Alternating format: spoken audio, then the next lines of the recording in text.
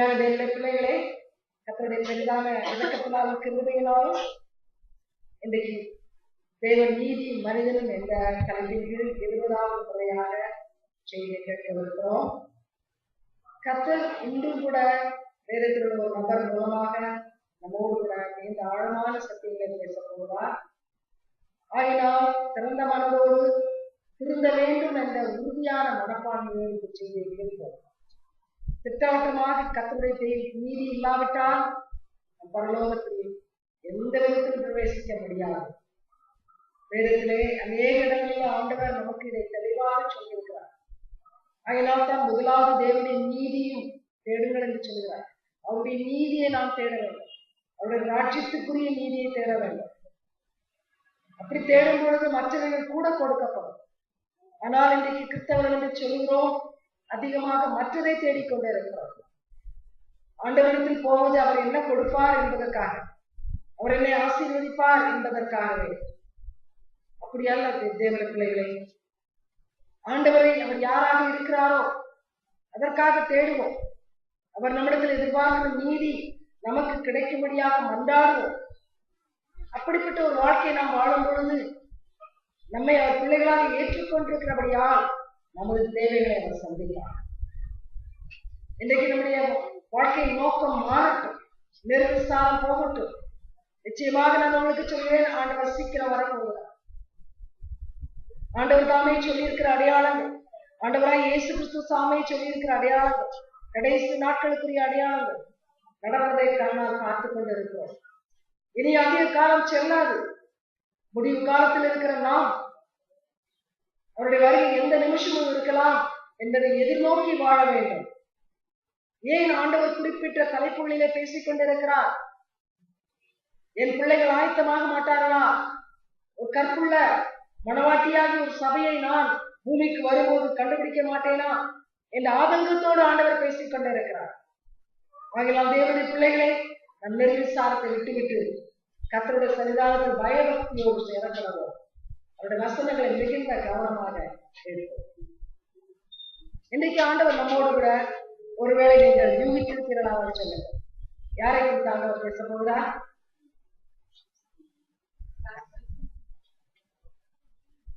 சரி, ரூத்தை குறித்து ஆண்டவர் பேச போகிறார். 2 புத்தகங்கள் பெண்கள் பெயரிலே இந்த வேத புத்தகத்தில் இருக்கிறது. மிக முக்கியமான புத்தகங்கள், ஒரு திருப்பு மனைக்கு நம்மை அழைத்து வருகிற புத்தகங்கள். மிகுந்த கவனத்தோடு நாம் படிப்போமானால் அவற்றின் மூலமாக ஆண்டவருக்கு கற்றுத்தருகிற ஆழமான சத்தியங்களை புரிந்து கொள்வதற்கு உணர்வுள்ள இருதயத்தோடு வருவோமானால் நிச்சயமாக இந்த புத்தகங்கள் நம்மை மாற்றும். ரூத் புத்தகம் மிகவும் அருமையான புத்தகம். இன்றைக்குள்ள செய்தி 75% அதிகமாக உள்ள பெண்களுக்கு. ஆகையினால் இந்த வசனத்தை மிக நன்றாக கவனிக்க வேண்டுமா என்று கேட்கிறேன். அதோடு கூட கிறிஸ்துவாகிய மணவாளனுக்காக ஆயத்தப்படுகிற ஒரு மணவாட்டி. ஆகையால் ஆண்கள் தூங்க வேண்டாம். மணவாட்டி எப்படியாக மணவாளனுக்காக ஆயத்தப்படுவது என்பதையும் நாம் இந்த புத்தகத்தின் மூலமாக பார்க்க போகிறோம். ரூத் புத்தகத்தை எடுத்து வைத்துக் கொள்ளுங்கள். 1வது அதிகாரம் 16வது வசனம். ரூத் அதிகாரம் 1 வசனம் 16. Ruth chapter 1 verse 16. அதற்கு ரூத், நான் உம்மை பின்பற்றாமல் உம்மை விட்டு திரும்பி போவதை குறித்து என்னோட பேச வேண்டாம். நீ போகும் இடத்திற்கு நானும் வருவேன், நீ தங்கும் இடத்திலே நானும் தங்குவேன். உம்முடைய ஜனம் என்னுடைய ஜனம், உம்முடைய தேவன் என்னுடைய தேவன். என்ன பிரிக்கக்கூடாது? மரணமே அல்லாமல் வேறு ஒன்றும் நம்மை பிரிக்க முடியாது. அருமையான தேவனுடைய பிள்ளைகளை, ஒரு சாதாரண பெண், இவருடைய பின்னணியத்தை பார்க்கும் பொழுது அவள் ஒரு பெரிய மனுஷி அல்ல.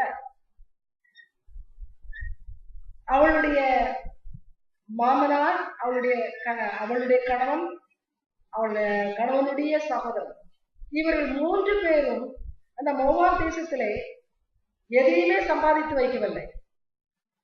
10 வருடங்கள் திருமணமாகி கணவனோடு கூட ரூத் வாழ்ந்தாள். அடுத்த ஓர்பால் என்பவளும் வாழ்ந்தாள். 2 பேரும் வாழ்ந்தார்கள். ஆனா 2 பேருமே எதுவுமே சேர்த்து வைக்கவில்லை. அந்த இடத்திலே அவருடைய மரணத்துக்கு பிற்பாடு தொடர்ந்து வாழ்வதற்கு எந்த பிடிப்பும் இல்லை.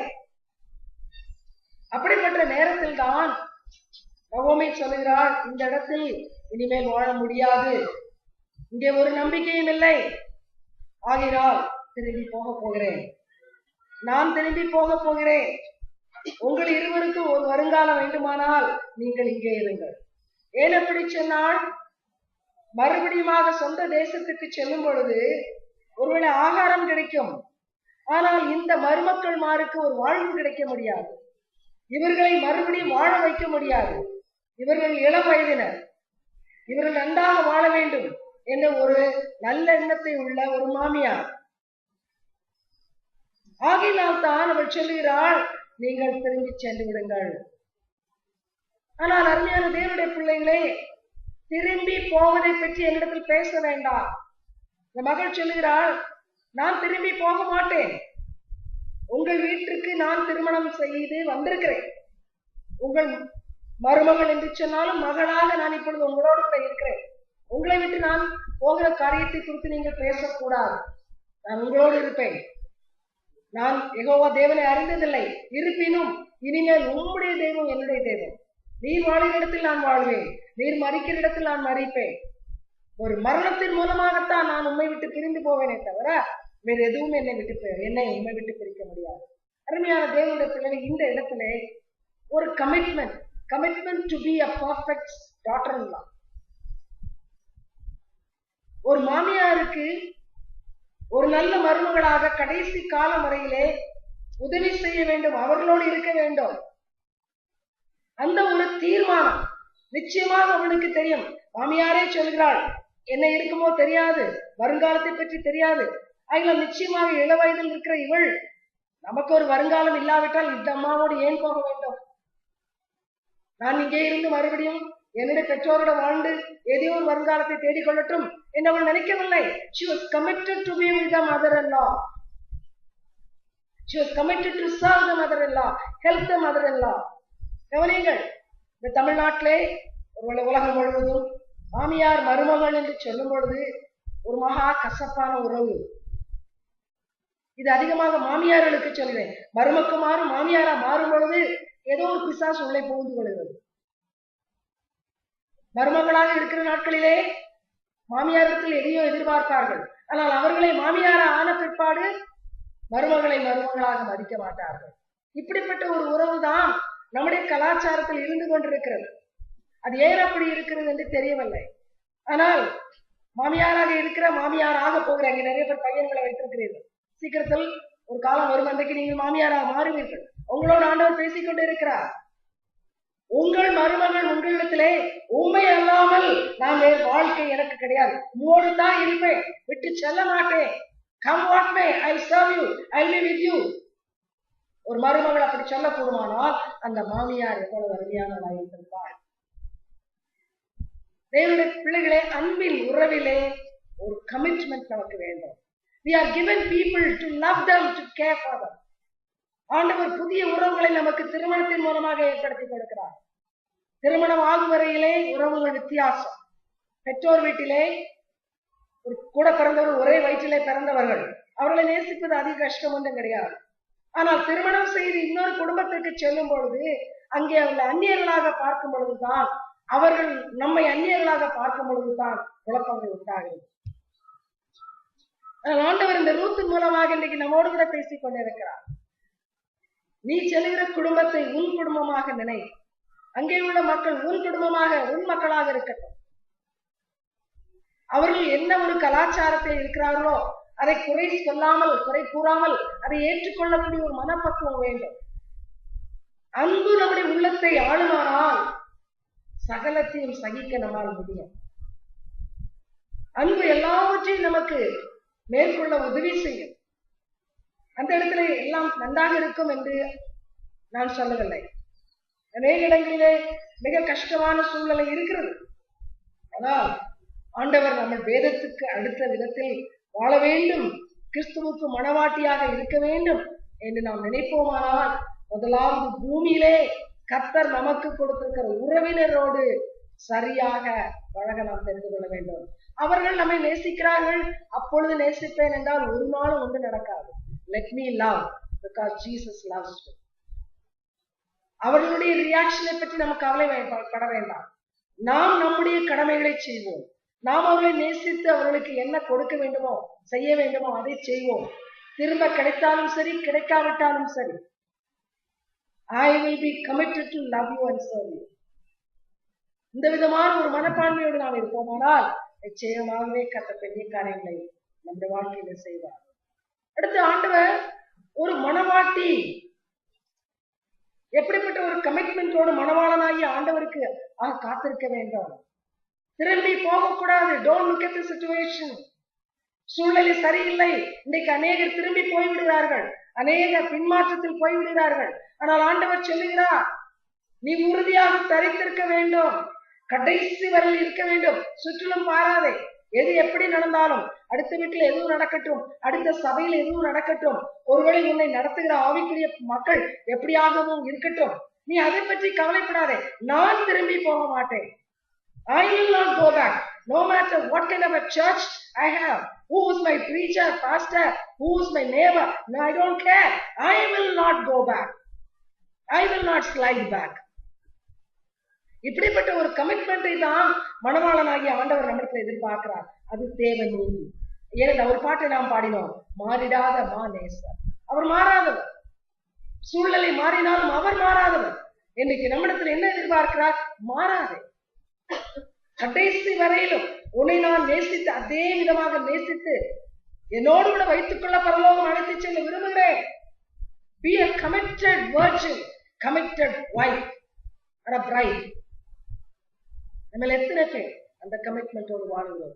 நம்மை நாமே கேட்டுக்கொள்வோம். அடுத்து ரூத் 2வது அதிகாரம் 2வது வசனம். ரூத் 2:2. Ruth chapter 2 verse 2. மோவாபிய ஸ்திரியான ரூத் என்பவள் நகோமியை பார்த்து, நான் வயல்வெளிக்கு போய் யாருடைய கண்ணில் எனக்கு தயை கிடைக்குமோ அவர்களை கதிர்களை கொண்டு கொண்டு வருகிறேன் என்றார். அதற்கு இவள், என் மகனே போ என்றார். Praise God. இது புது இடம், புதிய சூழ்நிலை. நகோமிக்கு அது தெரிந்த இடம், வளர்ந்த இடம். ஆனால் ரூத்துக்கு அது அந்நிய தேசம். தெய்வம் முதற்கொண்டு சகல காரியங்களிலும் அவள் அந்த இடத்துல பழக்கப்படாதவள். சகலமுமே புதிதுதான். ஆனால் ஒரு பெரிய காரியத்தை அவர் புரிந்து கொண்டிருக்கிறாள். நான் இங்கே வந்திருக்கிறேன், என்னுடைய மாமியார் வயது சென்றவள், அவர்கள் பார்த்துக் கொள்ளட்டும் என்று நான் வீட்டிலே உட்கார்ந்திருந்தால் ஆகாரம் எங்கிருந்து வரும்? அல்லது அவர்கள் போய் உழைத்து வந்து எனக்கு சாப்பாடு போடட்டும் என்று நான் எண்ணிக்கொண்டிருந்தால் என்னுடைய பொறுப்பு என்ன ஆயிற்று? சொல்லுகிறாள், நீங்கள் வீட்டில் இருங்கள், நான் போய் ஏதாயும் சம்பாதித்துக் கொண்டு வருகிறேன். ஒரு முதலீட்டு தொழில் செய்வதற்கு பணம் இல்லை. வெளியே சென்று யாரிடத்திலாலும் வேலை கேட்க முடியாது. ஏனென்றால் அதற்குரிய சூழ்நிலையில் அவள் வளரவில்லை. எல்லாமே புதிது. செய்யக்கூடியது என்ன? ஆண்டவர் பிரமாணங்களை கொடுக்கும் பொழுது மோசேக்கு சொல்லியிருந்தார், வயல்களை அறுக்கும் பொழுது ஏழைகளுக்காக சிலதை விட்டுவிடுங்கள். அறுவடை காலத்திலே வயல் பக்கத்தில் போனால் கட்டாயம் ஏதாயும் கிடைக்கும். அதை ரூத் அறிந்திருந்தாள். ஒருவேளை மாமியார் சொல்ல கேட்டு இருப்பாள். ஆகையினால் அவள் சொல்லுகிறாள், எங்கேயாயும் ஒரு இடத்துல எனக்கு இடம் கிடைக்காதா? ஏதாவது ஒரு வயலிலே அறுவடை நடந்து கொண்டு இருக்காதா? நான் அங்கே எது கிடைக்குமோ அதை எடுத்துக்கொண்டு வருகிறேன். மாமியார் சொல்லுகிறாள், சரி, நீ உன்னால் முடிந்ததை செய். தேவனுடைய பிள்ளைகளே, சென்ஸ் ஆஃப் ரெஸ்பான்சிபிலிட்டி நாம் செய்ய வேண்டும். இது என்னுடைய கடமை. அவர்கள் செய்வார்கள், அவர்கள் போஷிப்பார்கள் என்று நான் எதிர்பார்த்து இருக்கக்கூடாது. என்னுடைய கடமை, என்னை சுற்றிலும் உள்ளவர்களுக்கு நான் எதை செய்ய வேண்டுமோ அதை செய்ய வேண்டும். இந்த நாட்களிலே பொருட்களை வீட்டிலே வாங்கி வைத்தால் கூட அதை ருசியாக சமைப்பதற்கு அநேக பெண்களால் முடியாது. அவர் டிவி பார்ப்பதற்கும் சீரியல் பார்ப்பதற்கும் தான் அதிகமான நேரம். கடைசி நிமிஷத்துல ஏதோ வாங்கி சாப்பிட்டு கொள்ளலாம் என்ற ஆட்டிடியூட். இங்க வந்து சேர்ந்த ஒரு பிரதர் சொன்னார், சில வாரங்களுக்கு முன்பாக VLCல ஒரு பிரதர் வந்தார். சொன்னார், நான் அப்படி மோசமான வாழ்க்கை நடத்துனதுக்கு காரணம் என் மனைவி சமைத்து கொடுக்கவே மாட்டாள். பணம் இருக்கும், பொருள் இருக்கும், ஆனால் சமைக்க மாட்டாள். ஏதாவது வாங்கி சாப்பிடுவோம். லஞ்ச் டைம்ல ஏதோ வாங்கி அந்த நேரத்துல வயிற்று நிரப்பினால் போதும் என்று சொல்லி விடுவாள். அது எனக்கு பிடிக்காது, ஏதாயிலும் சாப்பிடலாம் என்று ஆசையோடு வந்தால் ஒன்றும் இருக்காது. கவனியுங்கள், இப்படிப்பட்ட மனைவிகள் அந்த அம்மா மட்டுமல்ல, நிறைய மனைவிகள் அப்படித்தான். இன்றைக்கு பொறுப்புகளை ஏற்றுக்கொள்கிற ஒரு குணமே கிடையாது. It's my responsibility to see that everyone has enough to eat. is my responsibility. வீட்டில் இருக்கிறவர்களை போஷிப்பது எனது கடமை. நான் எந்த சாக்கு போக்கு சொல்ல முடியாது. வீட்டில அரிசி இல்லை, பருப்பு இல்லை என்று கூட சொல்ல முடியாது. அதையும் கூட ஒருவேளை என்னுடைய உழைப்பினால் நான் சம்பாதித்துக் கொண்டு வர வேண்டும், நான் செய்ய வேண்டும். இங்க இருக்கிற மென் உடனே யோசிப்பார்கள், ஓ அப்ப நமக்கு இவர் ஏதுவாக பேசுகிறார்கள், நாம் தூங்கலாம், நாம் குடித்து வெறித்து விட்டு வரலாம், வீட்டிலே ஆகாரம் தயாராக இருக்கும். ஏனென்றால் உபதேசம் யாருக்கு? மனைவிக்கு. நீ போய் வெளியில வயலிலே பொறுக்கி கொண்டு வா, எங்க ஆட்சி எடுத்துக்கொண்டு வா, வீட்டில சமைத்து போடு. அப்படி அல்ல. கவனிங்கள், இந்த இடத்துல ஒரு ஆண்மகன் இல்லை. அந்த சூழ்நிலை வீட்டை பொறுப்பேற்றுக் கொள்வதற்கோ அல்லது பொருளாதாரத்திலே முன்னேற்றுவதற்கோ ஒரு ஆண்மகன் இல்லை. 2 பெண்கள் மாத்திரம் இருக்கிறார்கள். அந்த சூழ்நிலையிலே பொறுப்பை தன்மையில் ஏற்றுக்கொள்கிறார். She doesn't want to shirk her duty. என்னுடைய பிள்ளைகளை, நாம் நம்முடைய அநேக நேரத்தில் நம்முடைய கடமைகளை தவறுவதற்கு காரணம் நம்முடைய தவறான தெரிவுகள், wrong choices we make. புரிகிறதா? எதை எந்த நேரத்தில் செய்ய வேண்டும் என்று தெரியாத தீர்மானம் எடுக்காதபடியினால் தான் அடுத்த வீடுகளிலே போய் உட்கார்ந்து கதை பேசுகிற காரியங்கள், அல்லது பக்கத்து வீட்டிலே ஒரு ரொம்ப விலைக்கு வாக்கி கொண்டு வந்து சண்டை போடுகிற காரியங்கள், இப்படிப்பட்ட அநேக காரியங்கள். இது கிறிஸ்தவ பெண்களுக்கு ஏற்ற காரியம் அல்ல. ஆகினால் தான் ஆண்டவர் இந்த ரூத் புத்தகத்தின் மூலமா நமக்கு சொல்லுகிறார், உன்னுடைய பொறுப்பை நீ சரியாக நிர்வகிப்பாயானால் அடுத்த இடத்துல போய் சண்டை வாங்குவதற்கோ வீணான கதைகளை பேசுவதற்கோ உனக்கு நேரம் இருக்காது. We will have enough time. ஆண்டவர் தெரிந்து தான் 24 மணி நேரத்தை கொடுத்திருக்கிறார். அநேக நேரம் நாம் பொழுது போகவில்லை. பொழுது எப்படி போகாமல் இருக்க வேண்டும் இருக்கும்? ஆண்டவர் 24 மணி நேரத்தை சரியாக நாம் மேனேஜ் பண்ணினால் எல்லாவற்றுக்கும் பொழுது நமக்கு சரியாக இருக்கும். Only we don't know to manage your time that you have to sit in front of the devil's box. புரிகிறதா? சாசானவன் வீட்டுக்குள்ள உட்கார்ந்து இருக்கிறான், சில இடத்துல பெட்ரூம்ல உட்கார்ந்து இருக்கிறான், அல்ல டிராயிங் ரூம்ல உட்கார்ந்து இருக்கிறான், நம்முடைய நேரத்தை கெடுப்பதற்காக, நம்முடைய கடமைகளை தவற செய்வதற்காக. இதை நாம் ஆண்டவருடைய எப்பொழுது ஆண்டவரை ஏற்றுக்கொண்டோமோ, ஆண்டவருடைய பிள்ளைகள் என்று சொல்கிறோமோ, இதை குறித்த ஒரு தெளிவான அறிவு நமக்கு தேவை. நம்முடைய கடமைகளை நாம் செய்ய வேண்டும். எந்த நேரத்தில் ஆனாலும் எந்த சூழ்நிலையில் ஆனாலும் நமக்கென்று ஆண்டவர் என்ன கடமையை கொடுத்திருக்கிறாரோ அதை செய்ய வேண்டும் என்று ஆண்டவர் நம்மிடத்தில் எதிர்பார்க்கிறார். அருமையான தேவனுடைய பிள்ளைகளை, எதற்காக ஆண்டவர் சபையை மணவாட்டி என்றும் தன்னை மணவாளன் என்று சொல்கிறார்? ஆண்டவருடைய எண்ணம் என்ன? ஒரு மணவாட்டிக்கும் மணவாளனுக்கும் உள்ள உறவு பிரிக்க முடியாத ஒரு உறவு. They become one in flesh. Though they are maybe 2 different people, they become one through marriage. அப்படியானால் அந்த குடும்பத்திலே வருகிற பாசம், ஒரு புதிய பாசம், ஒரு புதிய உறவு அந்நியர்களால் பிரிக்க முடியாத உறவு. ஆனால் இன்று நடப்பது என்ன? நாம் இந்த கடமையை பொறுப்பை உணராதபடியினால் அடுத்த வீட்டிலே போய் பார்த்து நம்முடைய வீட்டு ஆட்களை பற்றி குறை பேசிக் கொண்டு இருக்கிறோம்.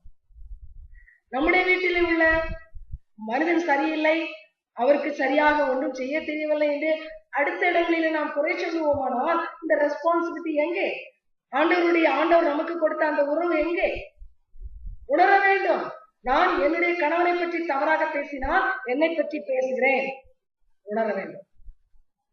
If I misrepresent my husband, I am misrepresenting myself, because we are one. What I say about him applies to me also. இது தெளிவாக நாம் உணர்ந்து கொள்ள வேண்டும். அப்படி ஒரு உணவு இருக்குமானால், எல்லாரும் நல்ல ஜென்டில்மேன் இல்லை, எல்லாரும் நல்லவர்கள் என்று நான் சொல்லவில்லை. அதிகமான இடங்களிலே பொறுப்பில்லாத கணவர்கள் இருக்கிறார்கள், ஊதாரி மைந்தர்கள் இருக்கிறார்கள். Whatever it is, what is your responsibility? What is your relationship? அதைத்தான் ஆண்டவர் சொல்லிக் கொண்டிருக்கிறார். நாம் நம்முடைய காரியங்களிலே நிறைவானவர்களாக, பூரண மக்களாக, பூரணத்தை பெற்றவர்களாக இருக்க வேண்டும். அதை கர்த்தர் நம்மிடத்தில் எதிர்பார்க்கிறார். தொடர்ந்து செல்வோம். ரூத் 2வது அதிகாரம் 10வது வசனம். Chapter 2 verse 10. Ruth 2:10. அப்பொழுது அவள் தரையிலே முகங்குப்புற விழுந்து வணங்கி நான் அந்நிய தேசங்களாக இருக்க நீ என்னை விசாரிக்கும்படி எனக்கு எதினாலே உன்னுடைய கண்களை தயவு கிடைத்தது என்றார்.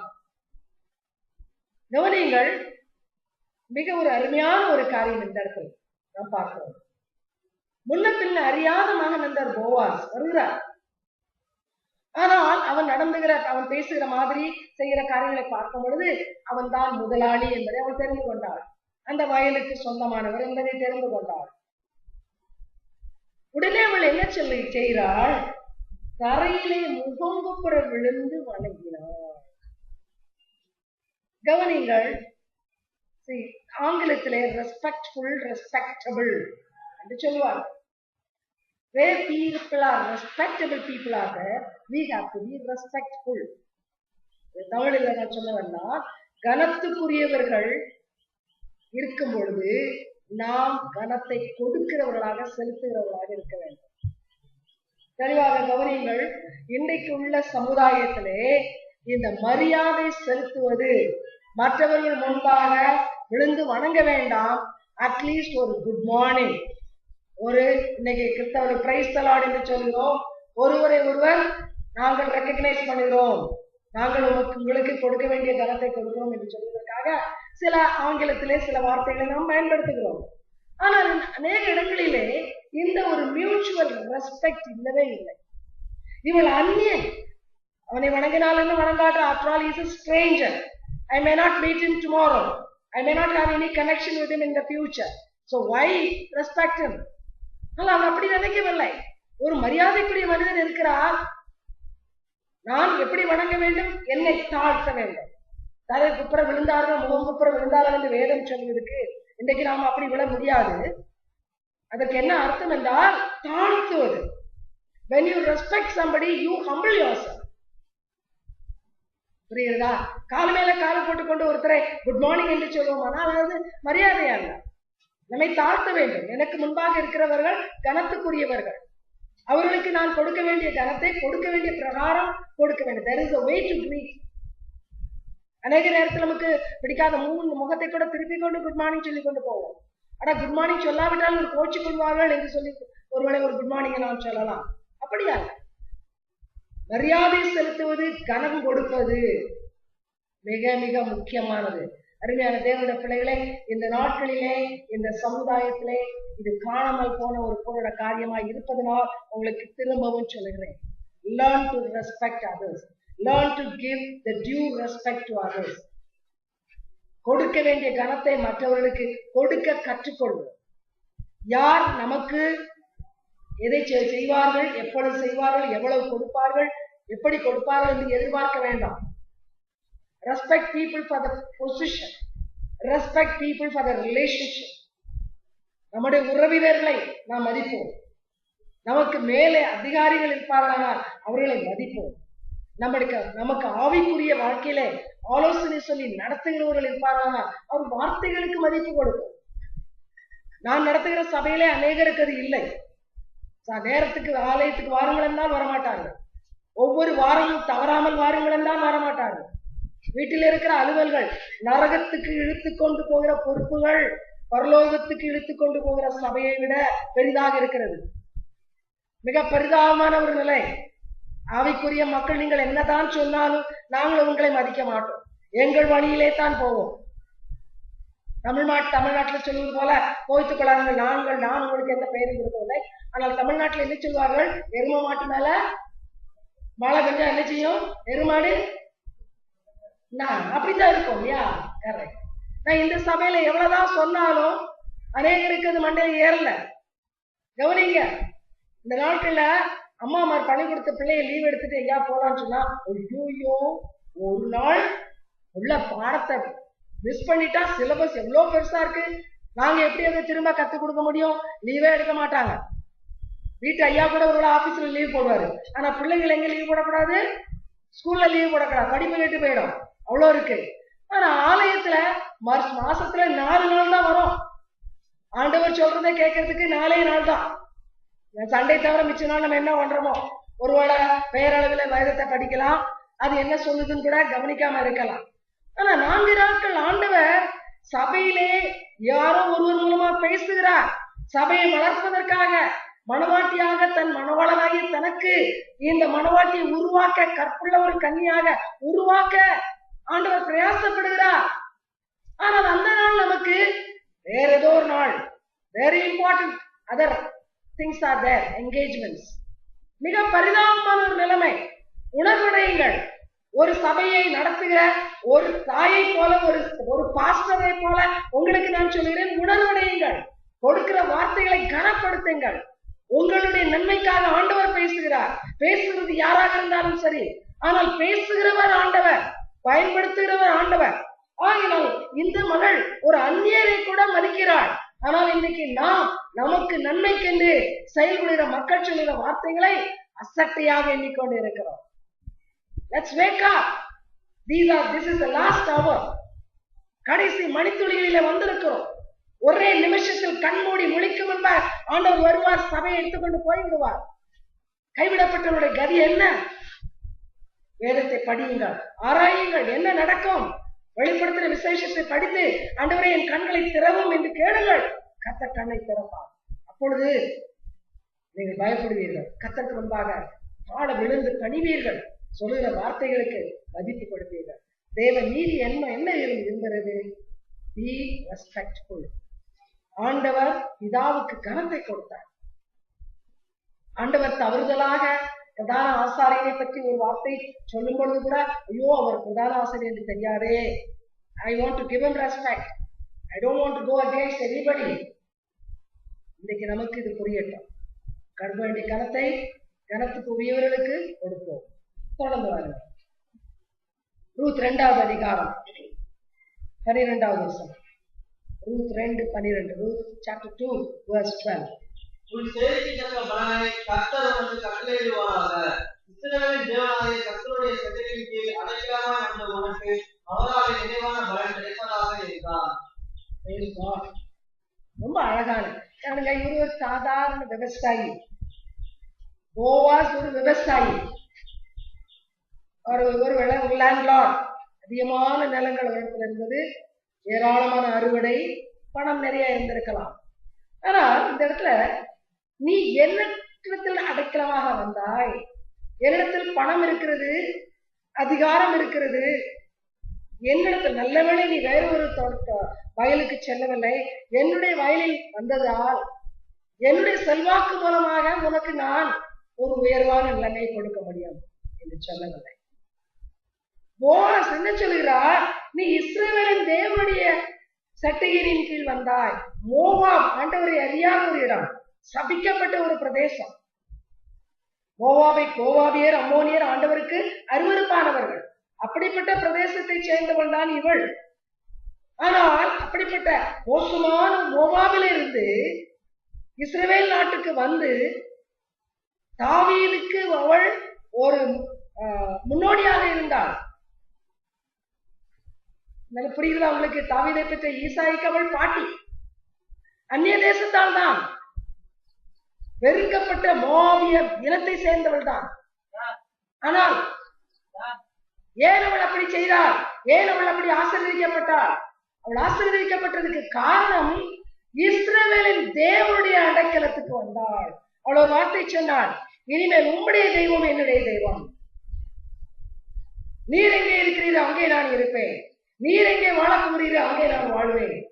ஆகினால் ஆண்டவர் கனப்படுத்துகிறார்.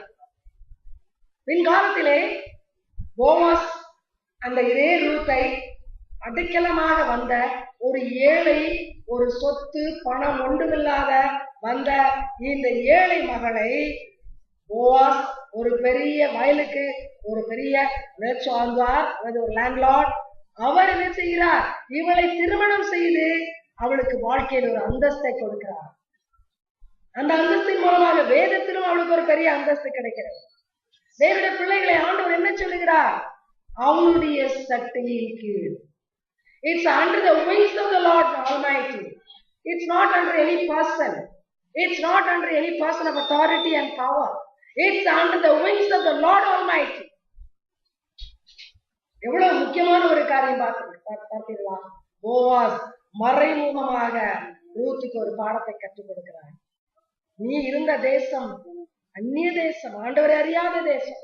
ஆனால் நீ வந்திருக்கிற பிரதேசமோ யெகோவா தேவனுடைய பிரதேசம், அவருடைய பிள்ளைகள் வாழுகிற இடம், அவரால் கனப்படுத்தப்பட்ட பிள்ளைகள், பிற்காலங்களில் அவரால் தன்னுடைய தேசத்துக்கு அழைத்து செல்லப்பட போகிற பிள்ளைகள் இருக்கிற ஒரு பிரதேசம். ஆகினால் இந்த இடத்தில் நீ வந்தபடியா நீ ஆசீர்வதிக்கப்படுவாய். You will be blessed because the Lord who rules this nation, not because of anything else. அருமையான தேவனுடைய பிள்ளைகளை, எவ்வளவு ஒரு அழகான ஒரு பாடத்தை இந்த மனிதன் கற்றுக் கொடுக்கிறார். எவ்வளவு அழகாக இந்த மனிதன் கற்று வைத்திருக்கிறார் பார்த்தீங்களா? இவருக்கு இருக்கிற தாழ்மை, இவர் தன்னை குறித்து பேசவில்லை, தன்னை ஆளுகிற தேவனை குறித்து பேசுகிறார். இதைத்தான் இன்றைக்கு ஆண்டவர் நம்மிடத்தில் எதிர்பார்க்கிறார். What is God's righteousness saying today? Give glory to God, not to yourself, no matter who you are. அநேக நேரத்தில் நாம் நம்மை குறித்து பேசுகிறோம். என்னிடத்தில் செல்வாக்கு உண்டு, நான் பெரிய ஆள், என்னால் செய்ய முடியும். ஆனால் இங்கே பாருங்கள், அந்த இடத்துல பெரிய ஆளாக இருந்தவன் சொல்கிறான், இஸ்ரவேலின் தேவன் உனக்கு செய்வார். அவரு கையில நீ வந்தாய், அவருடைய ஆதீனத்துக்கு வந்திருக்கிறாய். ஒரு காரணத்தினால்தான் உயர்த்தப்பட்டார்கள். 2 பேருமே பிற்காலங்களிலே உயர்த்தப்பட்டார்கள். மிகவும் ஆண்டவருடைய கண்களிலே தயவு பெற்று அந்தஸ்துள்ள மக்களாக மாறினார்கள். உண்மையானதே இந்த பிள்ளைகளை இந்த நாமம் தெரிந்து கொள்வோம். You can be what you ought to be only because of God. நாம் யாராக இருக்க வேண்டுமோ அவராக இருப்பதற்கு ஆண்டவருடைய சட்டையின் நலன் நமக்கு தேவை. அதற்கு வெளியே எது இருந்தாலும் அது அப்படியே மறைந்து போகும். Nothing will last. Nothing will last. ஆண்டவருடைய அடைக்கலத்துக்கு வெளியே உலகத்துல எது இருந்தாலும் அது நிலைக்காது, அது நிரந்தரம் அல்ல. ஆண்டவருடைய சட்டையின் கீழ் ஒரு ஏழையாக நீ வா, ஒன்றுமே இல்லாமல் வா, ஒரு அந்தஸ்தும் இல்லாமல் வா. ஆண்டவர் அந்த சட்டையின் மறைவிலே உனக்கு தேவையானதை செய்வார்.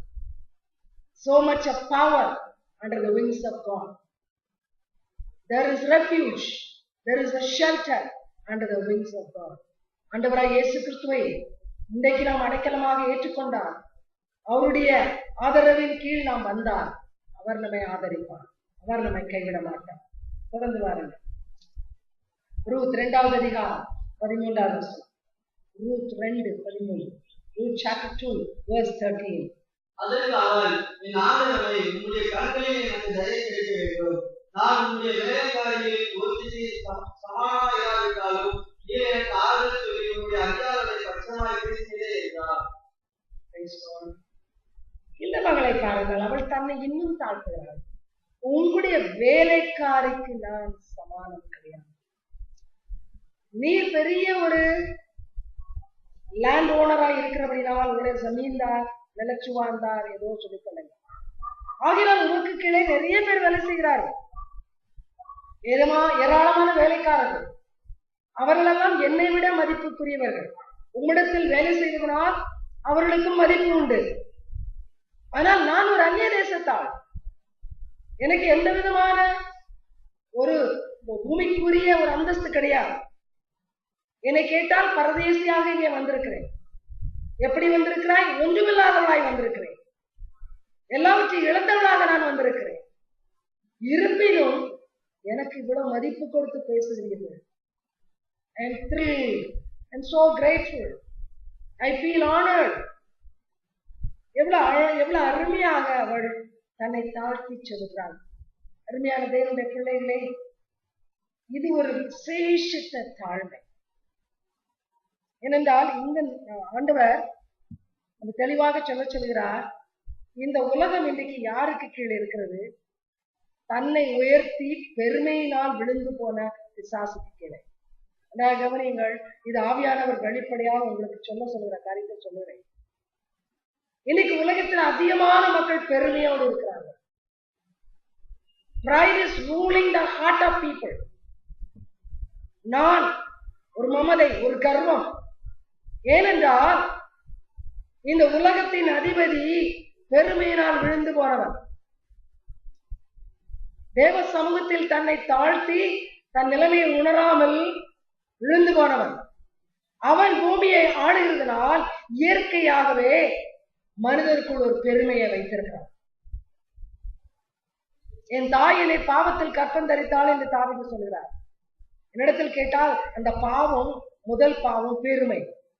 ஒரு சிறு குழந்தையை கூட நீங்கள் எடுத்து பாருங்கள், இந்த நாட்களிலே பெருமையானவர்களைத்தான் பேசும். ஏன் அப்படி பேசுகிறது அந்த குழந்தைக்கே தெரியாது. ஆனால் அந்த பெருமை சுபாவத்தோடு அங்கே இருக்கிறது, உள்ளே வந்திருக்கிறது. இயேசு சுவாமி நமக்குள் வரும் பொழுது அந்த முதலாவது வெளியே போறது that pride. You become humble like the master. ஆண்டவர் சொன்னார், என்னை போல இருங்கள். அவர் மரணத்துக்கு செல்வதற்கு முன்பாக முந்தின நாள் தன்னுடைய ரத்தத்தையும் தன்னுடைய சரீரத்தையும் மக்களுக்காக கொடுக்க போகிறேன், தியாகம் பண்ண போகிறேன் என்று சொல்லும் பொழுது சீஷருடைய காலை கழுவினார். மரணத்துக்கு முன்பாகவே தாழ்மையை கற்றுக் கொடுத்தார். நான் செய்கிறேன், நீங்கள் என்னை எஜமான் என்று சொல்கிறீர்கள், போதகர் என்று சொல்கிறீர்கள், நானே இப்படி செய்கிறேன், என்னை போல நீங்களும் செய்யுங்கள். தாழ்மையை கற்றுக் கொடுத்தார். முதலாவது பாடம். ஏனென்றால் நீ பிசாசுடைய ராஜ்யத்தில் இருக்கிறாய். By nature you are proud. இன்றைக்கு பாருங்க, ஒருவன் பணம் இருந்தால் தான் பெருமை உள்ளவன் இல்லை. நாம் அப்படி தவறாக புரிந்து கொண்டிருக்கிறோம். இல்லவே இல்லை. இந்த உலகத்தில் இருக்கிற பணம் இருக்குதோ, அந்தஸ்து இருக்கிறதோ, ஏதாவது இருக்கிறதோ, படிப்பு இருக்கிறதோ, ஒன்றுமே இருக்காது. ஆனால் எது மட்டும் இருக்கும்? பெருமை. காரணம், லூசிபர் ஆண்டு கொண்டிருக்கிறான். உள்ளத்துக்குள்ளே உட்கார்ந்து இருக்கிறவன் யார்? இந்த பெரிய பெருமைக்காரன் பிசாசு. அவன் அதைத்தான் கொடுப்பான். நீ உன்னை உயர்த்து, உன்னை பெரிய ஆள் என்று நினைத்துக்கொள்.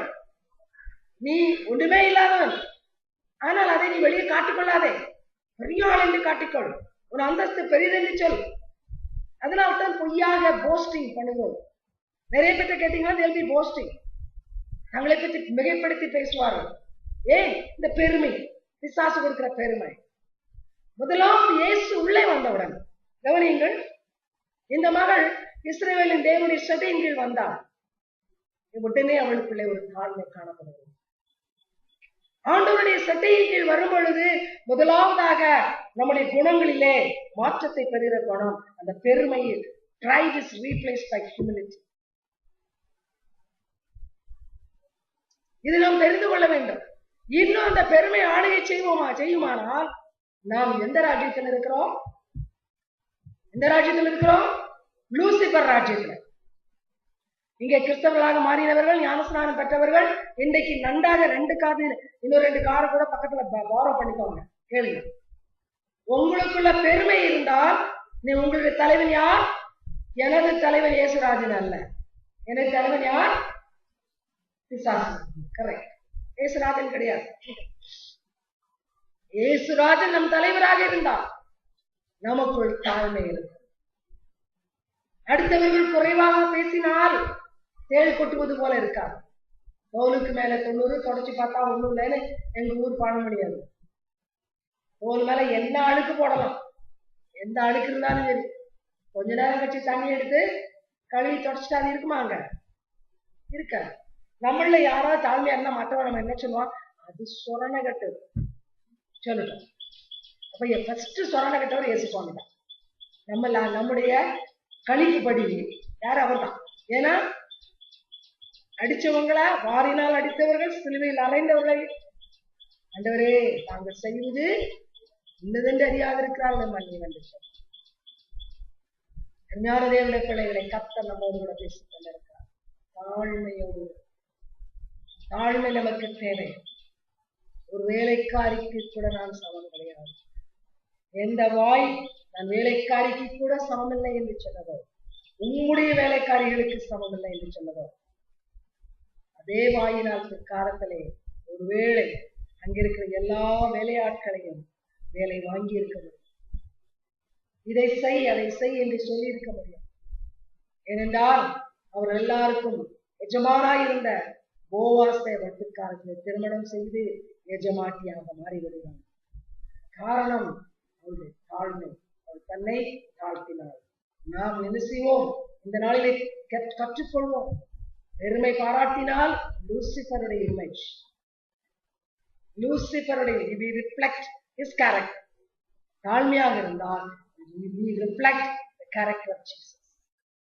இயேசுவை நாம் பிரதிபலிக்கிறோம். தொடர்ந்து வாருங்கள். ரூத் 2வது அதிகாரம் 15-16 வசனம். Ruth 2:15-16. Ruth chapter 2 verses 15 and 16. அவள் கதிர் பொறுக்கிக் கொள்ள இருந்தபோது போவாஸ் தன் வேலைக்காரர்களை நோக்கி, அவள் அரிக்கட்டுகள் நடுவே பொறுக்கிக் கொள்ளட்டும், அவளை ஈனம் பண்ண வேண்டாம். அவள் பொறுக்கிக் கொள்ளும்படிக்கு அவளுக்காக அரிக்கையை சிந்தியுங்கள், அவள் அகற்றாதீர்கள் என்று கட்டளையிட்டான். Praise God. போவாஸ் 3 காரியங்களை சொல்கிறார். அவளை ஈனம் பண்ண வேண்டாம், கேவலமாக நடத்துவது ஈனம் பண்ணுவதுதான். அதட்டாதிருங்கள், அவளை திட்டாதிருங்கள், அவளுக்காக சிலதை சிந்தி விடுங்கள். தவறி விடுவது மாத்திரமல்ல, வேண்டுமென்றே கொஞ்சத்தை அங்கே விட்டு விடுங்கள், அதை அவள் எடுத்துக்கொள்ளட்டும். கவனியுங்கள், இவர்கள் என்ன நினைக்கலாம், நாம் சம்பளம் வாங்குகிற மக்கள், ஆனால் இவள் ஒரு ஏழை பரதேசி, நமக்கு உரிமை இருக்கிறது, ஆனால் இவளோ நம்முடைய தயவிலே இருக்கிறாள். At our mercy. We have the right to take things here, receive things here, but she is under the mercy of people. இன்னைக்கு அநேக நேரத்தில் நாம் அப்படி யோசிக்கிறோம். எனக்கு எல்லாம் பெற்றுக்கொள்ள தகுதி இருக்கிறது, ஆனால் மற்றவர்கள் அந்த தகுதி உள்ளவர்கள் அல்ல என்று சொல்லி அவர்களை நாம் கனஈனப்படுத்துகிறோம், அவர்களை தாழ்வாக நினைக்கிறோம். கவனியுங்கள், ஆண்டவர் என்ன சொல்லுகிறார்? போவாசை ஆண்டவருடைய இடத்தில் வைத்து பேசுகிறேன். என்னென்றால் ஏற்கனவே நான் உங்களுக்கு சொன்னேன், மணவாளன் மணவாட்டி என்ற அந்த சம்பந்தத்தை ஆண்டவர் சொல்லுகிறார். அந்த மணவாளன் என்ன சொல்லுகிறார்? மணவாளனாகி ஆண்டவர் என்ன சொல்லுகிறார்? என் சட்டையின் கீழ் வந்தாயிற்று. இங்க இருக்கிறவர்கள் யாவரும் பணக்காரரோ ஏழைகளோ யாராக இருந்தாலும் சரி, என் சட்டையின் கீழ் வந்த பட்பாடு ஒருவரையும் ஒருவர் ஈனப்படுத்தக்கூடாது, கேவலமாக நினைக்க கூடாது. We are one in Christ. புரிகிறதா? இன்னைக்கு நாம் என்ன செய்கிறோம்? கொஞ்சம் படித்தவர்களானால் அதுக்கு பின்னாலே வாழ பிடித்துக் கொண்டு போவோம். என்ன சொல்வதற்கு? அவங்க பெரிய ஆளு, அவங்க ஃப்ரெண்டுனா எனக்கு மதிப்பு கூடுகிறோம். கேவலமான ஒரு காரியம் இது. கிறிஸ்தவத்திலும் இருக்கிறது. கனத்துக்குரியவர்கள் பின்னால ஓட வேண்டும். கனத்துக்குரியவர்களோடு நாம நினைச்சுக்கிறோம் கிறிஸ்துவானவர் கிறிஸ்துவனுடைய பிள்ளைகளாய் மாறின பிறப்பாடு எல்லோரும் ஒரே விதமான கனத்துக்குரியவர்கள். Remember this. எல்லோரும் ஒன்று. ஆகினால் யார் பின்னாலேயோ ஓடினா ஏதோ கிடைக்கும். Then you are stooping down to the lowest level. மிக கேவலமான நிலைக்கு நீங்கள் இறங்குகிறீர்கள். கிறிஸ்துவுக்குள் வந்த பிற்பாடு ஒருவர் பின்னால் நாம் அவருடைய பதவியினாலே அவர்களுக்கு பணத்தினாலே ஓடுவோமானால் வேதத்துக்கு விரோதமாய் நாம் செய்து கொண்டோம். ஒருத்தரை கனப்படுத்துகிறோம், இன்னொருவரை என்ன செய்கிறோம்? கனஈனப்படுத்துகிறோம். பெரியவர்களை வாருங்கள் எங்கள் வீட்டுக்கு சாப்பிட வாருங்கள் என்று கூப்பிடுவோம். அந்நியர்களுக்கு நாம் ஒரு நேரம் ஆகாரம் கொடுப்போமா? ஏழைகளா இருந்தால் இல்லை இல்லை. பணக்காரன் வந்தால் என் வீடு மதிப்பு கூடிவிடும். ஏழை இல்லாதவர்களை நம்ம வீட்டுக்கு கூப்பிட்டா நமக்கு என்ன மதிப்பு வர போகுது? இன்றைக்குள்ள கிறிஸ்தவத்தில் நடக்கிற அவலம் இது. I tell you, don't be one people like that. Please. You are not a Christian at all. அந்தஸ்தை வைத்தோ பணத்தை வைத்தோ ஒருவரை தாண்டவர்களுக்கு நீ நினைப்பீர்களானால் அல்லது ஜாதி நிமித்தமாக, இன்றைக்கு கிறிஸ்தவத்தில் இருக்கிறது ஜாதி பார்த்து திருமணம். ஐயோ அவன் கேவலமான ஜாதி, அங்கேயா போய் நீ திருமணம் பண்ண? இப்படிப்பட்டவர்களுக்கு பரலோக வாசலுக்கிட்ட கூட போக முடியாது. திட்டமாக சொல்கிறேன், ஜாதி பெருமை பிடித்தவர்கள் பரலோக வாசலுக்கு போக முடியாது. Humble yourself. Let nothing make you feel great. You are not great, but you feel great. ஒன்றுமே நம்மளை பெரியவர்கள் ஆக்காது ஆண்டவருக்கு முன்பாக. எல்லோரும் சமம். ஆனால் நாம் நம்மை பெரியவர்களை நினைத்துக் கொண்டு இருக்கிறோம். மற்றவர்கள் தாழ்ந்தவர்கள் கேவலமானவர்கள் இதை சொல்லியும் காட்டுகிறோம், மற்றவர்களிடத்திலும் சொல்லுகிறோம். நான் அவர்களோடு பழக மாட்டேன், அவர்கள் தாழ்ந்த ஜாதி. அப்படி சொன்னால் நீதான் இருக்கிறதே மோசமான ஜாதி, பிசாசின் ஜாதி. கரெக்டா? ரெண்டு ஜாதி. ஒன்னு என்ன ஜாதி? பிசாசு ஜாதி. அடுத்த ஜாதி இயேசு ஜாதி. நீ இன்னொருத்தரை கேவலமா பேசினா நீ ஏசு ஜாதி இல்ல, நீ பிசாசு ஜாதி. பேசாதே. அடுத்தவன் பணத்தை பார்த்து பின்னால ஓடாதே, அந்தஸ்தை பார்த்து ஓடாதே. ஒருவருக்கு ஒண்ணுமில்லை என்று சொல்லி அவனை கேவலப்படுத்தாது, ஈனப்படுத்தாது. போவாஸ் சொல்லிக் கொண்டிருக்கிறார். இரண்டாவது, உன்னை அதட்டாது. சில பேரை மிரட்டுறது, ஏன்னா அவங்களுக்கு அந்தஸ்து இல்லை, நோ பேக்கிங். சில பேர்கிட்ட பயப்படுறது. இன்னைக்கு லீடர்ஷிப்ல இருக்க நிறைய பேர் அப்படி. கவனிங்க, லீடர்ஷிப்ல இருக்கும் போது சில பேர்கிட்ட பயம், அவங்க திட்ட, ஏன்ப்பா அவங்க படிச்சவங்கப்பா பெரியாளியா, அவங்களெல்லாம் நம்ம நினைச்சக்கூடாது, திட்டக்கூடாது. கொஞ்சம் கீழ் மட்டத்துல இருக்கிறவங்கள மிரட்டலாம், மிரட்டலாம். அவளை அதட்டாதவங்க. ஆண்டவர் சொல்லுகிறார், என் சட்டையின் கீழ் வந்த எல்லோரும் சமம். யாராக இருந்தாலும் மரியாதை கொடு, மரியாதையோடு பேசு. அவர்கள் கீழே இருந்து வந்திருக்கிறார்கள் என்று சொல்லி மிரட்டி பேசாதே. இங்க இருக்கிற எல்லா தலைவர்களுக்கும் சொல்கிறேன், யாரிடத்திலும் உங்கள் பெருமையை காட்டி பேசாதீர்கள், மிரட்டாதீர்கள். உங்களுடைய மரியாதை உங்களுடைய நடத்தையின் மூலமாக மற்றவர்கள் உங்களுக்கு கொடுக்கணும். நீங்கள் உங்களை ஒரு பெடஸ்டல்ல வைத்து, உயர்ந்த ஆசனத்தில் வைத்து மற்றவர்களை மிரட்டாதீர்கள். அது ஆண்டவருக்கு பிரியமில்லை. அவர் சொல்லிக் கொண்டிருக்கிறார், அதட்டாதீர்கள். திட்டலாம், தவறு செய்யும் பொழுது தப்பில்லை. ஆனால் நான் பெரிய ஆள் என்று சொல்லி மிரட்டக்கூடாது, அதட்டக்கூடாது. நம்ம தமிழ்நாட்டில் இருக்கு, ஏய் ஓடு. அது ஏய்னு ஒருத்தரை கூப்பிட்டா யாரே மரியாதை நம்ம எங்க அப்படி கூப்பிட்டா அவங்களுக்கு நம்ம என்ன கொடுக்குறோம்? மரியாதை. இதெல்லாம் ஆண்டவர் எல்லாரையுமே பார்த்து ஏங்கன்னு சொல்லு, எல்லாரையுமே பார்த்து அப்படித்தான் சொல்லணும். நம்ம மரியாதை கொடுக்கணும். அந்த மரியாதை நம்மள நான் உங்களுக்கு ஒரு சின்ன உதாரணம் சொல்றேன். இந்த சாந்தி கிராமத்துல இந்த நிறைய லெப்ரசி பேஷன்ஸ் இருக்காங்க, டெஸ்டிடியூட் பேஷன்ஸ். அங்க நான் கண்கூடா பார்த்தது சொல்றேன். அங்க நாங்க ஆரம்ப நாட்கள்ல போகும்போது அவங்கள நடத்துறத பார்த்து எனக்கு ரொம்ப வேதனையா இருந்துச்சு. ஏய் அங்க போ, வா, ஏய் சேர்ல உட்காராத, சேர்லாம் அழுக்கா போயிடும், அந்த மாதிரி ஒரு ட்ரீட்மெண்ட். ஆனா நாங்க அங்க போன நாள்ல இருந்து அவங்கள வாங்க போங்கன்னு தான் சொல்றோம். யாரையுமே வா போகணும்னு சொல்றது கிடையாது. அவங்களை வேணுமென்றே பக்கத்துல சேரை போட்டு நீங்க சேர்ல உட்காருங்கன்னு நாங்க சொல்லுவோம். அப்படி அவங்களுக்கு அந்தஸ்தை கொடுத்ததுனால, அவங்களுக்கு கொடுக்க வேண்டிய மரியாதை, சமுதாயம் அவங்களுக்கு மரியாதை கொடுக்கல. அந்த மரியாதை கொடுத்ததுனால அவங்களுக்குள்ள இருந்த சண்டை குணம் எல்லாம் போச்சு. ஒருவரை ஒருவர் கடித்து பட்சித்து விரக்தியில இருந்தாங்க. தேவர் ஆல் ஃப்ரஸ்ட்ரேட்டட் பீப்புள். ஆனா இன்றைக்கு they feel wanted. ஒருவருக்கு மரியாதை கொடுக்கும் பொழுது அவர்களுக்கு நாங்க ஆண்டவரால விரும்பப்படுகிற ஹியூமன் பீயிங்ஸ்ன்றது புரியும். கவனிங்க, நீங்க ஆண்டவருடைய பிள்ளைகளாக ஊழியம் செய்ய போவீர்களானால் இதை தெரிந்து கொள்வீங்க. அநேகர் அப்படித்தான் யோசிக்கிறார்கள். என்னிடத்துல பணம் இல்லை, நான் குடிசையில வாழுகிறேன், அதனால நானே ஒண்ணுமே ஒர்த் இல்லை. அப்படி இருக்கவங்களுக்கு நம்ம சொல்லித்தரணும். நீங்க எல்லோரும் கனத்துக்கு பாத்திரமானவர்கள். ஆண்டவர் நம்ம எல்லோரையும் ஒரே மாதிரி படைத்திருக்கிறார். அவர் சாயலில் படைத்திருக்கார். You are the image of God. உங்களுக்கு மரியாதை கொடுக்காதவன் மரியாதை கட்டவன், மரியாதை அறியாதவன். நீங்கள் மரியாதைக்குரியவர்கள். அதை சொல்லி பாருங்கள், அவர்கள் தானாகவே வாழ்க்கையில முன்னுக்கு வருவார்கள். Don't suppress people, don't humiliate people. Always give them the due respect. கொடுக்க வேண்டிய மரியாதை கொடுக்கும், கொடுக்க வேண்டிய கனத்தை கொடுக்கும். அவங்களுக்கு எப்பவுமே ஒரு சென்ஸ் ஆஃப் பிலாங்கிங். எனக்கு இவர்கள் என்னை நேசிப்பார்கள், என்னை சொந்தம் கொண்டாடுகிறார்கள், உண்மையான அன்போடு என்னை பார்க்கிறார்கள் என்ற ஒரு எண்ணம் அவர்களுக்கு வரும் பொழுது தானாகவே அவர்கள் திரும்புவார்கள். It's a secret in their ministry, God's ministry. அதனால தான் அவங்களுக்கு சொல்லுகிறேன். அடுத்து மூன்றாவது, அவளுக்காக சிலரை சிந்தி வருங்கள். Go out of your way to help. கொடுங்க. நம்மளுக்கு அறுவடையிலே கொஞ்சத்தை இந்த ஏழைகளை கொடுத்து விட்டால், நாமே கொடுத்து விட்டால் குறைவதில்லை. இன்னைக்கு ஆண்டவர் இப்படித்தான் நாம் யோசிப்போம். நாம் கிறிஸ்துவனுடைய சட்டையின் கீழ் வந்தப்புறம் எனக்கு ஒண்ணுமே இல்லையே, ஆண்டவர் இன்னொருத்தத்தை சொல்லுவார், கொஞ்சத்தை சிந்தி விடு, கொஞ்சத்தை கொடுத்து விடு. ஏன் பிள்ளை? உன்னோடு ஆராதிக்கிறது என்னுடைய பிள்ளை, உன்னோட பக்கத்துல வாழ்வது என்னுடைய பிள்ளை. உந்தலை கொஞ்சத்தை கொடு. ஆண்டவர் பேசுவார், நமக்காக ஆண்டவர் பேசுவார். God recommends everything. He speaks for us. He is there. He is our advocate. கவனிங்கள், என்னை யாரும் என்றைக்கு நாம் ஆண்டவருக்கு வந்து விட்டோமோ என்னை கவனிப்பார் இல்லை என்று சொல்ல வேண்டாம். ஆண்டவர் கவனிப்பார். மேலிருந்து கட்டளை வரும். அவர்கள் என்னுடைய பிள்ளைகள், அவர்களை நீங்கள் போய் பாருங்கள்.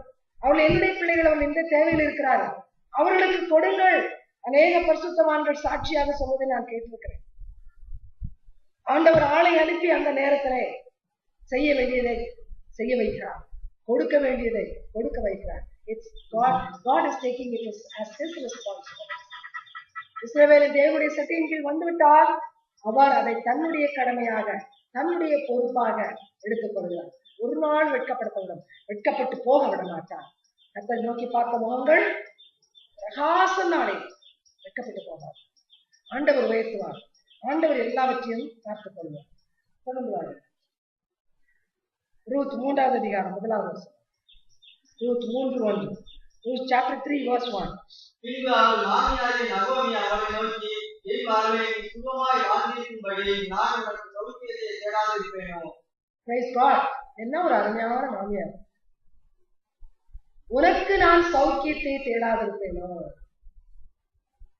என்னுடைய பிள்ளையை நீ திருமணம் செய்தாய், இப்பொழுது யாரையோ ஒருத்தனை நீ திருமணம் செய்ய போகிறாய், உனக்கும் எனக்கும் சம்பந்தம் என்ன இல்லை. உனக்கு நன்மை உண்டாக நான் பாடுபடுவேன். உன் மூலமாக இந்த வீட்டுக்கு வருகிற மகன் என் மகனாக மாறி விடுவான். I will see that you are comfortable. You lack no good thing. உனக்கு தேவை என்று நான் பார்த்துக் கொள்ளுவேன்.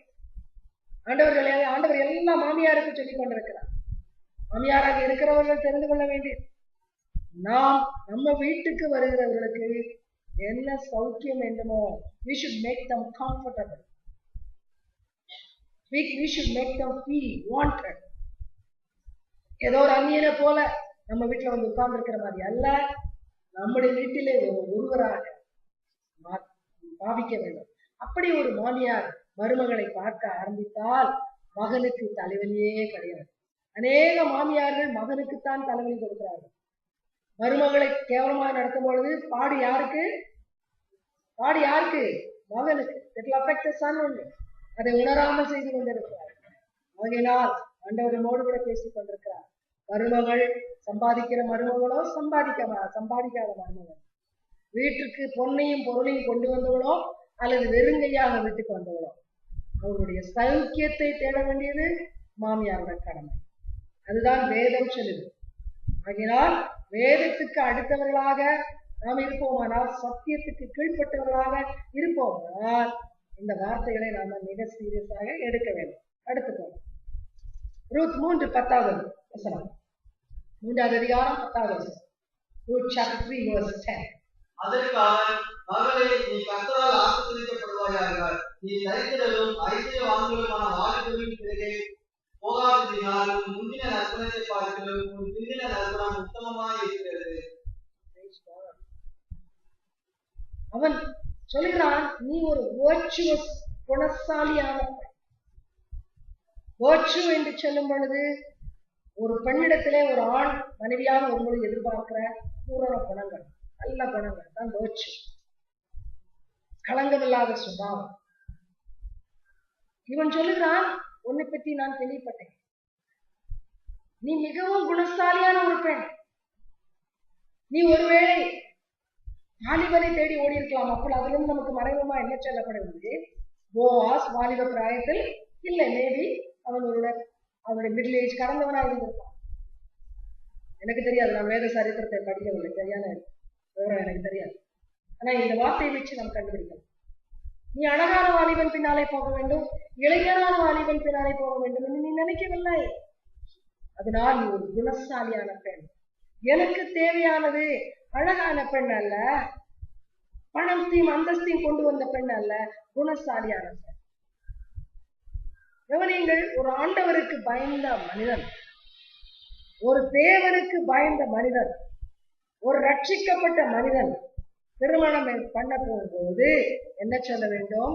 பெண் குணசாலியாக இருக்க வேண்டும். Tall and slim, beautiful, earning 5-figure salary, 5 or 6 ஆயிப்போம். இப்ப 6. இன்னைக்கு எல்லாம் அதுதான். பெண்ணுன்னா எப்படி இருக்கணும்? அது குணத்துல குரங்கா இருந்தா கூட பரவாயில்லை, ஆனா மூஞ்சி எப்படி இருக்கணும்? லட்சணமா இருக்கணும். கை நிறைய வீட்டுக்கு பணம் கொண்டு வரணும். கவனிங்க ஜென்டில்மேன், நமக்கு சோறு யார் போடுவா? குணசாலியான பெண். குணசாலியான பெண் தான் என் வீட்டுக்கு கணவன் வருகிறார். சில பெண்ணுங்க இருக்காங்க, கணவன் வருவார், அவர் சமைச்சு அப்புறம் நான் சேர்ந்து சாப்பிடலாம். அப்படி சோம்பேறிகள் இருக்கு. Embodiment of laziness. எனக்கு தெரியும் அப்படி ஆளுங்களா. இன்னைக்கு ஹஸ்பண்ட் சீக்கிரம் வந்துட்டாருன்னா நல்லா இருக்கும். நான் எங்க போக வேண்டாம், கிச்சனுக்கு போக வேண்டாம். அவர் ருசியா சமைப்பாரு, நான் மூக்கு பிடிக்க சாப்பிடலாம். கவனிங்க, சோம்பேறி பெண்களே, ஆண்டவர் எதை அழகு என்று சொல்கிறார்? நீ வீட்டிலே களைத்து வருகிற என் கணவன், நீ வேலை பார்த்துட்டு வா, பரவாயில்லை. களைத்து வருகிற கணவனுக்கு உன் கையாலே சூடாக சாப்பாடு போட்டால் ஆண்டவர் சொல்லுவார், குணசாலியான பெண்ணே, நீ உன் கடமையை செய்கிறாய். உன் கையிலே இந்த மனிதனை பிடித்து கொடுத்திருக்கிறேன். கவனிங்க, நம்ம நினைச்சிட்டு ஆம்பளை நினைச்சிட்டு இருக்கிறார் நான் பொண்ணை பிடிச்சிருக்கேன். இல்ல, ஆண்டவர் ஆனத்தான் இந்த பெண்ணு கையில கொடுத்திருக்கிறார். பாத்துக்கோ, அவன் சோம்பேறியா இருக்கான், இனிமே அவன் நல்லா சுறுசுறுப்பா மாறட்டும்.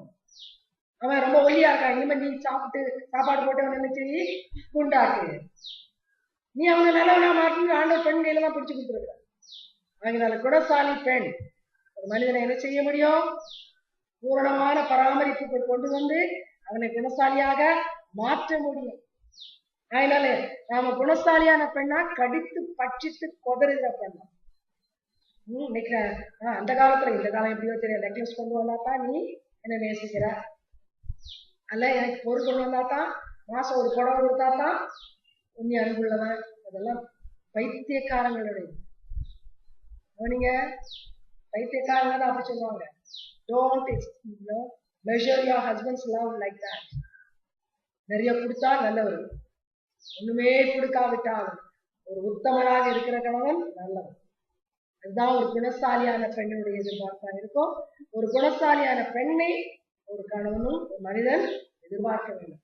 ஆண்டவர் கூட பரலோகத்திலிருந்து மணவாளன் வரப்போகிறார். அவருடைய நீதி என்ன? ஒரு குணசாலியான ஒரு சபை. இன்னைக்கு நினைக்கிறாங்க சபையில சென்ட்ரலைஸ்ட் ஏசி போட்டணும், சபையில அழகழகான சேர் பனிச்சர் இருக்கணும், நல்ல மியூசிக் சிஸ்டம் இருக்கணும், ஆண்டவர் உள்ள இறங்குவாரு, சபையை நினைச்சுவாரு, அப்படி தூக்கிட்டு போயிடும். இல்லை, நம்ம சபையை மாதிரி கட்டடம் கூட இல்லாம இருக்கணும். இந்த சபையில ஏதாவது அந்தஸ்து இருக்குதா? ஒண்ணுமே இல்லை. அங்கதான் ஒண்ணுமே இல்லை. நமக்கு பெரிய ஆளுன்னு சொல்றதுக்கு ஒண்ணுமே இல்லை. ஆண்டவர் நம்ம விரும்புறா, நம்ம கிட்ட ஒண்ணுமே இருக்க வேண்டிய தேவையில்லை, குணம் இருக்கணும். ஒன்றே உண்டு. அதனால்தான் ஆவியின் கனிகள் என்று நான் சொல்லியிருக்கிறேன். பேதுரு அழகாக சொல்கிறார், நீ போடுகிற நகை உனக்கு புறமான அழகை கொடுக்க நீ நினைக்கலாம், ஆனா அது கொடுக்கிறது கிடையாது. என்னிடத்துல கேட்டா நான் சொல்லுவேன், அழகை கொடுப்பது உள்ள இருக்கிற குணம் தான். ஆண்டவர் சொன்னார், ஒருவனை தீட்டுப்படுத்துவது எது? உள்ள இருந்து வெளியே வர கெட்ட குணம். என்னங்கதா? நமக்கு அழகை கொடுப்பது குணம். ஆகினால பொண்ணை தேடாதீர்கள். இன்னைக்கு இத்தனை ஜுவல்லர்ஸ் வந்திருக்கிறாங்க, புதுசு புதுசா வராங்களா யார் யாரோ. காரணம், பெண்கள் எல்லாம் இங்கே குணத்தை தேடவில்லை, நகையை தேடிக்கொண்டு அலைகிறார்கள். நகையை தேடுகிற பெண்கள் தான் நிறைய. நாம் குணத்தை தேடுவோம். ஆண்டவர் நம்மை பார்த்து என்ன சொல்ல வேண்டும்? குணசாலியான பெண், எனக்கு மனவாட்டியாக ஆகுவதற்கு தகுதியுள்ள ஒரு சபை நீ. நம்மை பார்த்து ஆண்டவர் சொல்லட்டும். கடைசியாக ஒரு வசனம், ரூத் 4வது அதிகாரம் 15வது வசனம். Ruth chapter 4 verse 15. அவன் உன் ஆத்மாவுக்கு ஆதரவு செய்கிறவனும் உன் முதிர் வயதிலே உன்னை ஆதரிக்கிறவனுமாய் இருக்க கடவன்.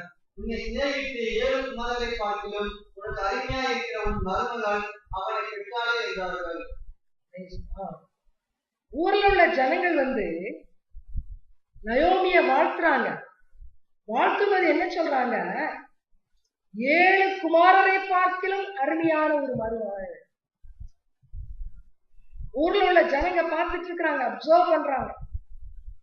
எவ்வளவு ஒரு நல்ல பெண், எவ்வளவு ஒரு அடக்கமான பெண், எவ்வளவு ஒரு பொறுப்புள்ள பெண், எவ்வளவு பொறுமையான பெண், எவ்வளவாக மற்றவர்களை மதிக்கிற பெண், இதையெல்லாம் பார்த்து கொண்டு இருக்கிறார்கள். ஆகினால சொல்லுகிறார்கள், ஒருவேளை உனக்கு 7 குமாரர் இருந்தா கூட அவங்க உன்னை பராமரிக்க மாட்டாங்க, இந்த மருமகள் பராமரிப்பாங்க. இவளுக்கு பிறந்த குழந்தை உனக்கு எவ்வளவு அருமையான ஒரு குழந்தை, இந்த பேர குழந்தை விசேஷமான பேர குழந்தை. இருந்தால் 7 குமாரரை காட்டிலும் உன்னை நேசிக்கிற ஒரு மருமகள், ஊரில் உள்ள ஜனங்கள் அப்படிப்பட்ட ஒரு மதிப்பை, ஒரு கணிப்பை கொடுக்கிறார். அருமையான ஒரு மருத்துவம். அருமையான தேவனுடைய பிள்ளைகளே, பிதாவானவர்கிட்ட ஏஞ்சல்ஸ் சொல்லும், உங்களுடைய மகனுக்கு எப்படிப்பட்ட ஒரு மனவாட்டி கிடைச்சிருக்கு. Father God should be so happy. கவனிங்க, சபை என்றால் என்ன என்று தெரியுமா உங்களுக்கு? ஆண்டவருடைய மனவாட்டி. இந்த மனவாட்டி உருவாக்கி கொண்டிருக்கிறது யார்? பிதாவானவர் பரிசுத்த ஆவிக்கு சொல்லுகிறார், ஆவியானவருக்கு சொல்லுகிறார், என் மகனுக்கு ஒரு மனவாட்டி தேவை. நித்தியமாக என் மகனோடு வாழ்வதற்கு ஒரு மனவாட்டி தேவை. ஆவியே நீ போ, ஒரு கூட்டம் மக்களை உருவாக்கு.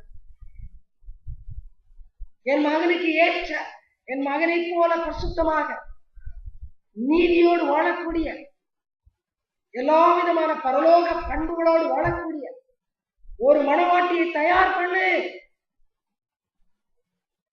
It is the Holy Spirit who is preparing the bride of Jesus the bride, because the Father has sent the Holy Spirit to do that. Trinity-னுடைய காரியங்கள் உங்களுக்கு தெரியும். திரியேக தெய்வம் ஏன், எதற்காக, இதை பற்றி நான் இன்னைக்கு பிரசங்கம் பண்ணல, புரிஞ்சுக்கிட்டா நல்லது. ஆவியானவருடைய செயல் அதுதான். ஆனால் இன்றைக்கு ஆவியானவரை மேலுங்களும் குதிக்க வைக்கிறவராக, கூச்சல் போடுகிறவராக, கையை தட்ட வைக்கிறவராக பார்த்துக் கொண்டிருக்கிறார். அதுவும் இல்ல மேஜிக் பண்ணி கீழே தள்ளுகிறவர், சுகத்தை கொடுக்கிறவர், அல்லது செத்தவர்களை உயிரோடு எடுக்கிறவர் அவர் அல்ல. Holy Spirit is here to prepare the bride for Jesus the bride. அதுதான் சபையில் நடக்கிற காரியம். சபையில் என்ன நடக்க வேண்டும்? பாடலாக இருந்தாலும், பிரசங்கமாக இருந்தாலும், ஜெபமாக இருந்தாலும், ஆவியானவர் கிறிஸ்துவுக்கு ஒரு மனவாட்டியை, தகுந்த மனவாட்டியை உருவாக்குவதற்கு பயன்படுகிற காரியங்களாக இருக்க வேண்டும். அதற்கு வெளியே பிரைஸ் அண்ட் வர்ஷிப் என்ற பெயரில் கூச்சலோ கும்மாளமோ ஆண்டவருக்கு ஏற்றதால், எங்கேயோ எதையோ பாராமல் படித்துவிட்டு வந்து உளறிக்கொண்டு போகிற பிரசங்கம் ஒரு மனவாட்டியை உருவாக்க, ஜெபம் என்ற பெயரிலே எனக்கு தாரும் தாரும் தாரும் என்று கேட்கிற ஜெபம் ஒரு மனவாட்டியை உருவாக்க. இதை உணர வேண்டும். ஒரு சபையிலே, ஆராதனையிலே நடக்கிற காரியங்கள் பரிசுத்த ஆவியின் மூலமாக நடக்க வேண்டும். ஆண்டவராகிய இயேசு கிறிஸ்துவுக்கு மனவாட்டியை உருவாக்குகிற காரியமாக பிதாவின் சித்தத்தை நிறைவேற்ற வேண்டும். பிதாவுடைய சித்தம் நம்மை குறித்து என்ன? நம்மை குறித்த சித்தம் என்ன? நாம் மனவாட்டியாக உருவாக வேண்டும். அதற்கு பரிசுத்த ஆவியின் இடத்தில் நாம் நம்மை ஒப்பு கொடுக்க வேண்டும். So Holy Spirit should control you. You should not control the Holy Spirit. கவனியுங்கள், ஆவியானவர் நம்மை ஆள வேண்டும். நாம் ஆவியானவரை கொண்டு சுகப்படுத்தும். ஆண்டவரே எழுப்பு, உயிரோடு எழுப்பும். கேட்கலாம், தப்பு இல்லை சொல்ல. But that's not a profession. இன்னைக்கு ஊழியர்கள் எல்லாம் ஆவியானவரை வைத்து எதையும் சாதிக்கலாம். So they try to make the Holy Spirit their servant. No. அது பிசாசை நடத்துறவர்கள். மந்திரவாதி கிட்ட போய் ஒரு பிசாச சர்வன்ட் ஆயிருக்கும். Holy Spirit அப்படி இருக்க மாட்டார். He is your master. He wants to shape you, rule over you, instruct you and shape you according to the will of the Father to suit as a bride the bridegroom Jesus. You should be a suitable bride to the bridegroom Jesus. புரியுதா? இதைத்தான் ஆவியானவர் செய்து கொண்டிருக்கிறார்.